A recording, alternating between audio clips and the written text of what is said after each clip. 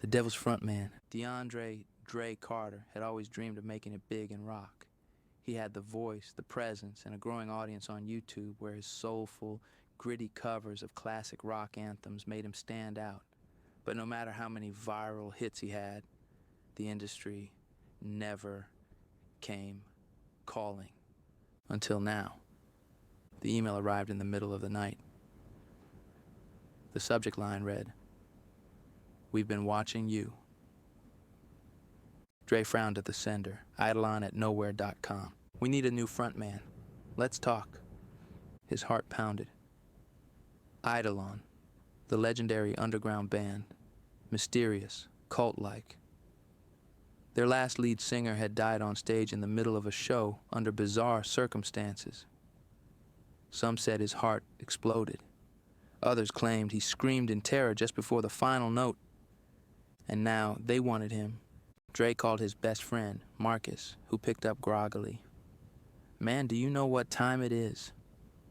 "Bro, you're not gonna believe this. Eidolon just hit me up. They want me to audition." Silence. Then Marcus's voice sharpened. "Nah, man. Something ain't right about that. You know what happened to their last singer? You ever read the stories? Come on, man. This could be my shot." Marcus sighed. "Then I'm coming with you."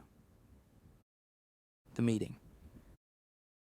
The address they were given led them to an abandoned theater at the edge of town. The neon sign above the entrance flickered, "Live tonight," though the building had clearly been shut down for years. Inside, candles lined the stage. Instruments sat, untouched, waiting, like they had been expecting him. Then the band appeared. Nico, guitar, Valen, bass, and Ash, drums. They looked pristine, not just well-groomed, but untouched by time. Their clothes were decades old, but perfectly clean, their skin smooth, their smiles too symmetrical. "Dre Carter," Nico said, his voice a slow hum, smooth as silk. "We've been waiting for you." Marcus stayed near the door, arms crossed. "Y'all been waiting for him? Why?" Valen's grin widened. "Because he's the perfect fit, the voice we need, the energy we crave." Ash stepped forward, gesturing to the microphone. Let's hear it, superstar." Dre swallowed hard, looking at Marcus, who subtly shook his head. But this was it. He stepped onto the stage, gripping the mic. The band started playing, a song he didn't know, yet somehow did. The moment he sang the first note, something shifted in the air. The walls seemed to breathe. The candle flames elongated, twisting toward him. And the sound, God, the sound. It wasn't just music, it was alive. Dre felt power pulsing through him. The floor vibrated beneath his feet, his body tingling like electricity coursed through his veins. He had never sung like this before, never felt like this before. Then he saw Marcus, and his friend was praying under his breath. Dre's voice faltered, the candles flickered violently.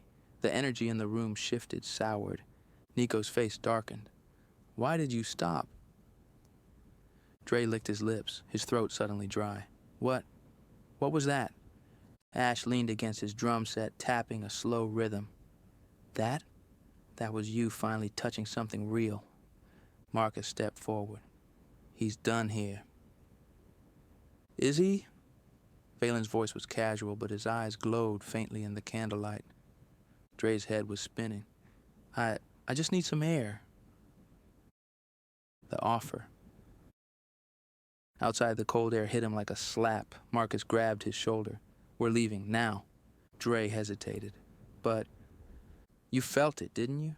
Marcus's grip tightened. "Tell me you didn't feel something wrong in there." Dre couldn't deny it. The way the music wrapped around him, the way his own voice didn't feel like his own, the way the walls had breathed. Then the door creaked open behind them. Nico stepped out, hands in his pockets. "You're special, Dre. We chose you for a reason. Think about it." Valen's voice drifted from the doorway. "Our last singer walked away, too." Dre turned, confused. "Wait, I thought he died on stage?" Valen grinned. "Oh, he did, but only because he tried to leave after signing the contract." Dre's blood ran cold. Marcus shoved between them. "Nah, we're done.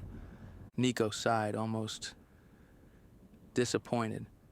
All right, for now.